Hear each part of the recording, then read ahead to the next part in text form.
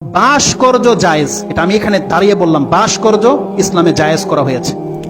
একটা মূর্তি যদি বানায়, যে বানালো যারা সমর্থন করলো তারা ডুববে, কিন্তু নারী নেতৃত্ব আপনি বসিয়েছেন পুরো বাংলার মুসলিমকে ডুবিয়েছেন। কাল কিয়ামতের মাঠে রেজাল্টটা বুঝবেন। কারণ রাসূলুল্লাহর হাদিসে রয়েছে, যেই রাষ্ট্রের নেতৃত্ব দেবে নারী, সেই জাতি কোনোদিন নিরাপত্তা পাবে না, সেই জাতি কোনোদিন উন্নত হতে পারে না, সে লাঞ্ছিত ধ্বংস হবেই। এটা রাসূল সাল্লাল্লাহু আলাইহি ওয়াসাল্লামের বাণী। এই ভাস্কর্য যদি কোনো প্রাণীর হয়, আপনি ভাষাটা বোঝেন, এরা বলতেছে ভাস্কর্য, আপনি একটা খাম্বা লাগিয়ে দিয়েছেন, এখানে খাম্বা গেড়ে দিয়েছেন, এটা হারাম হওয়ার কি আছে? এটা জায়েজ, এটা ভাস্কর্য। তারা যেটা বলতেছে তামাসিল, এটা ভাস্কর্য মেনে নিলাম, এটা জায়েজ। আপনি গেড়েছেন, এটা চকলেটের ভাস্কর্য, এটা ঝাড়ু, ওই একটা আপনার কলস ভাস্কর্য আপনি বানিয়েছেন। হ্যাঁ, ইসলাম বলবে এটা জায়েজ।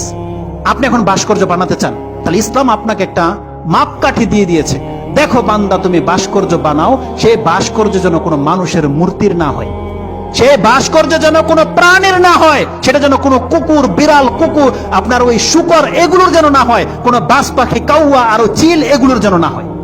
এটা আমাদেরকে ইসলাম নিষেধ করে দিয়েছে।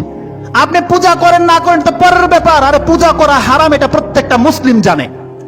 পুতুলের সামনে মাথা নোয়ানো এটা যে হারাম, শিরক, এটা প্রত্যেকটা নেতা, প্রত্যেকটা মুসলিম জানে।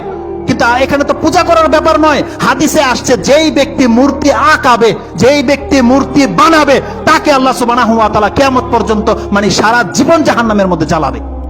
এটা আপনি কেন বুঝেন না? ভাস্কর্য মূর্তি এক নয়, ভাস্কর্য আপন জিনিস, কিন্তু ভাস্কর্য যদি মূর্তির আকার ধারণ করে, তাহলে যেই ব্যক্তিটা বানাবে আর যারা এটাকে সমর্থন করবে, প্রত্যেকটা ব্যক্তি কাল কিয়ামতের দিন ফেঁসে যাবে। এটা কেন আপনি বুঝেন না?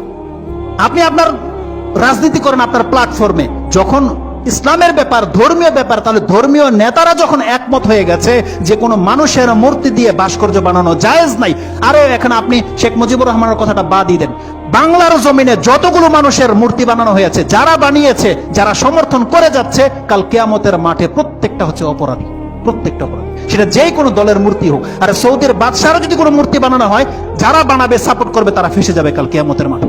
এটা আপনি জেনে নেন। তারা পেশ করছে পৃথিবীর কোন কোন রাষ্ট্রে মানুষের মূর্তি বানানো হয়েছে, এগুলো কি দলিল? এগুলো আমরা বলছি দলিল নয়। এই জন্য আপনি কথাটাকে খিচুড়ির সাথে মিশিয়ে দিয়েন না, আপনি এখান থেকে ক্লিয়ার হয়ে যান। ভাস্কর্য ইসলামে জায়েজ করা হয়েছে, কিন্তু সেই ভাস্কর্য কোনো প্রাণীর হতে পারবে না।